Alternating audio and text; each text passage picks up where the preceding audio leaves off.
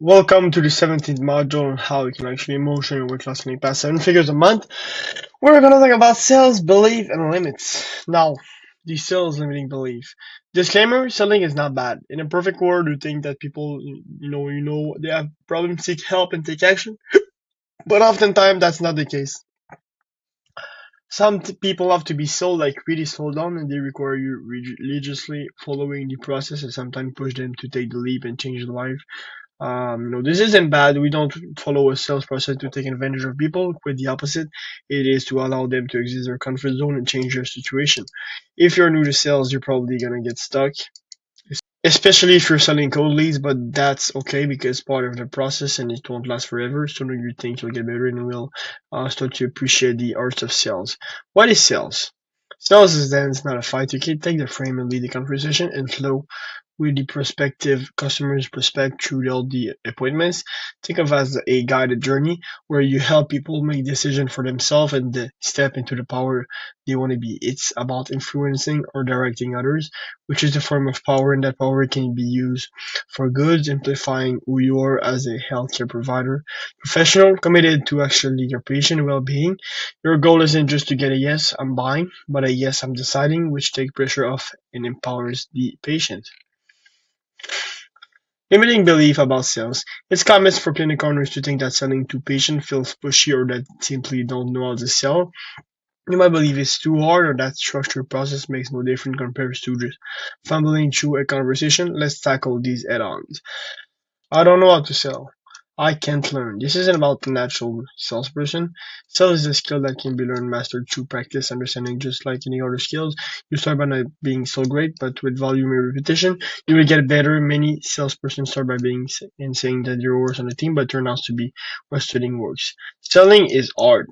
It can be, especially if you're not equipped with the right framework, but by understanding these principles behind why people make decisions, you can simplify the process. Sales will become less about forcing and more about guiding and educating. Selling is pushy and bad. This is a huge misconception. Ethical selling is about helping prospects make decisions to help themselves, not forcing them to buy from you. It means genuinely caring about their well-being more than you care about making a sale.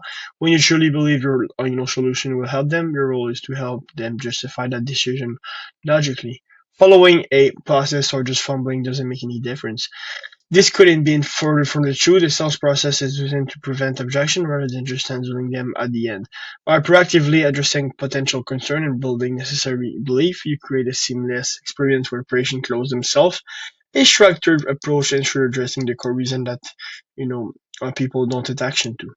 Sell is a transfer of belief and power. Ultimately, sell is a transference of belief over a bridge of trust. Your deep conviction in your clinic ability to help patients is paramount. If you truly believe in your service, you'll communicate that with genuine care and authority. Patient can instinctively sense your intention. Logic make it stick. While emotion might drive the initial change, logic make the decision to actually stick. Provide rational justification for patient decision so that when initial emotion fades, the logical foundation remains. Expect the no's.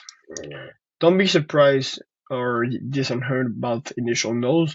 Expecting and planning for no's is part of the jobs. If people could easily make the decision on their own, they wouldn't need your guidance, right? Obstacle versus objection. I understand that obstacles arise before you actually ask for the sales. Example, I just want to learn more about your program and should be confronted early. Objection come on after you've presented your offer and should be addressed in a part of closing. By addressing obstacle and building belief up front, you're engaging in objection prevention, which is far more effective than just objection handling. Childlike curiosity. When patients, voice speak a concern or objection, approach it like a childlike curiosity. Instead of arguing, seek to understand. Tell me more about that, like kind of like tonality, just to make them feel like why, or maybe why, just not being too cocky about it and approaching it like as a good way. Good salespeople ask hard questions. If you genuinely care about a patient outcome, you will ask hard questions that get to the heart of their issue and push them towards, transformation. This isn't about being pushy, it's about being kind, not just nice.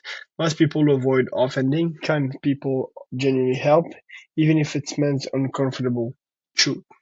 Now, as always, that's pretty much it about the whole video and how you can actually put like these sales limiting belief that most of you guys are having. That was about talking about sales belief and limits. As always, if you have any question, you can just DM us or book your, quick discovery call with us together. And as always, I'll see you in the next video. Bye bye.